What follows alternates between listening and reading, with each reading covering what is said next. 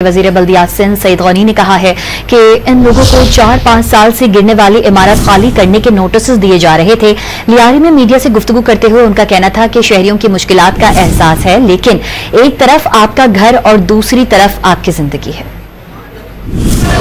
इनको पिछले कोई 4-5-6 सालों से नोटिस दिए जा रहे हैं और एक नहीं कई नोटिस इनको दिए गए थे कि ये खाली करें। लेकिन मैं शहरियों की मुश्किल को भी अंडरस्टैंड कर सकता हूँ, लेकिन मैं फिर कह रहा हूँ कि एक तरफ आप के लिए वो जो घर है आपका जिसमें आप रह रहे हैं, दूसरी तरफ आपकी जान है।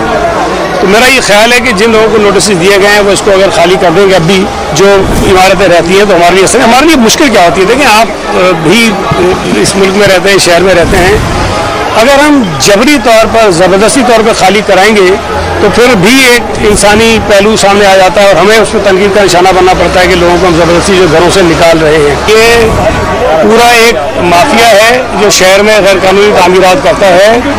हमने बहुत सख्त कार्रवाइयाँ भी की हैं, FIRs भी कटवाई हैं, उनको आइडेंटिफाई भी कर रहे हैं। लेकिन मैं फिर कह रहा हूँ कि इस मसले में अगर शहरी हमसे ताउन नहीं करेंगे तो इसको रोकना मुमकिन नहीं होगा। वजीर बल्दियात सिंध सईद गनी का क्या कहना था, ये आपने सुना।